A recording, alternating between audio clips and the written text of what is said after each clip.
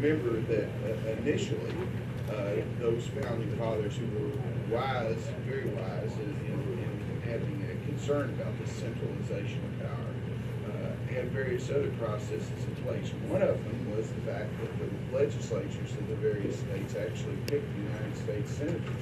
The United States senators were supposed to be envoys or representatives to the central government up there, and to make sure that unfunded mandates or impositions upon the states did not happen. The 17th Amendment led to the popular election of the United States senators, and it changed the balance of power. Now, the 17th Amendment will never be changed because the people jealously guard their right to elect any and every person. But there are other processes here that indicate that the Congress should not be the sole authority. Should not be the sole authority in allowing petition. I happen to think that you can trust the people of the United States of America to make political decisions. You trust them to everything. You trust them, I trust them, as far as the folks that they elect. But there comes an occasion where you have a concentration of power in the United States Congress. And in this particular situation, I believe that a resolution such as this would pass the House of Representatives and will pass the House of Representatives on many occasions. But the people of the United States of America should not have to depend upon the ebb and flow of those elected to represent them in the central government to determine whether they have a right to petition. And it says 2/3 of the legislature on application of the legislatures of 2/3 of the state. And that's what this resolution is. It's an application of 2/3 of the legislatures, and it's a process. Now, if you don't think that the Constitution needs to be amended, you and I won't fall out of that there doesn't need to be enough. But this is a legitimate process under Article 5. Now, as far as the limitations that are concerned, there's nothing in Article 5 that prohibits someone from asking for a constitutional convention to be called for a limited purpose. And if every state that passes this calls for a constitutional convention to be called for this limited purpose, I cannot imagine a constitutional convention going farther than that, or I cannot imagine the number of states requisite, 3/4 the state requisite to ratify what that constitutional convention does if it gets out of control. So there's an additional safeguard beyond that. So there are two structural safeguards faced in the process. 2/3 of the states have to apply, and 3/4 of the states have to ratify. And I'm satisfied that when that happens, that we will be protected from some other intrusion beyond the request that this particular application to change the United States Constitution calls for. So yes, I am satisfied. One more question, Senator Neal. Mr. Chairman, all due respect, this is a very, very serious issue put before us. I would hope that the chair would not limit this inquiry. No, Senator Neal, I have other members who are waiting to ask questions as well, and I'd like to get to them, and then if you have more, we'll absolutely come back to you. Mr. Chairman, what I'm asking you to do is let me proceed along a train of thought, particularly since Please proceed. Senator Williams has, okay, thank you. Thank you, Senator Williams, I appreciate that, and I think I understand that.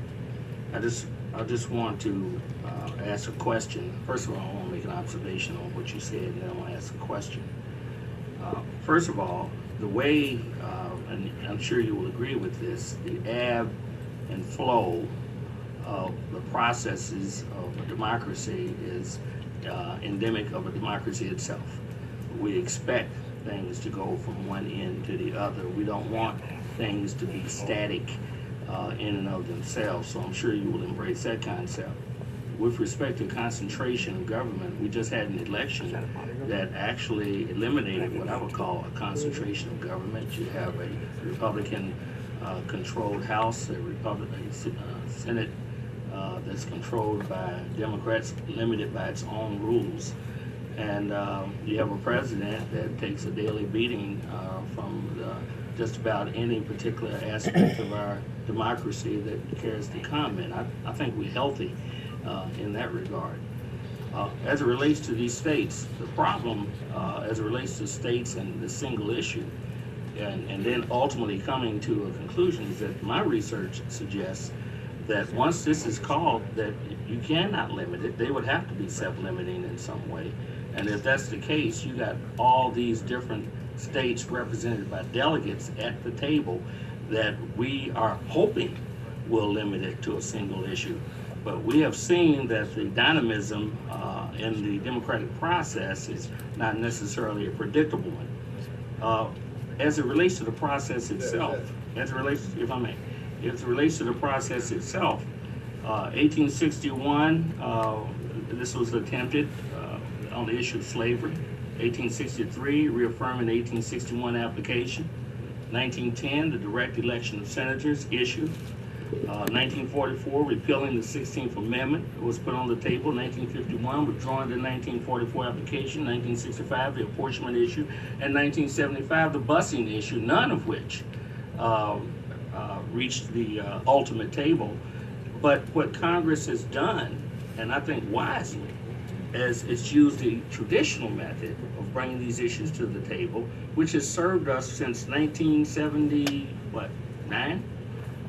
when I believe it was when this was ratified, the Constitution. So, you know, I love the Constitution with all its flaws, but also with all its possibilities. But I think that we really have a tried and true method right now, and I'm not sure that we should open up Pandora's box with respect to that, and that's my concern, Senator. I never had the opportunity to meet Pandora, but the box is frequently talked about. The box. But I will tell you that the bottom line of this is the structural safeguard of the Constitution is valued by you, Senator Neal, and I value it also. But you know, the Constitution is what protects the citizen against the ebbs and flows. The Constitution is a living document. But there are structural safeguards within the Constitution that were voted upon by folks that came to the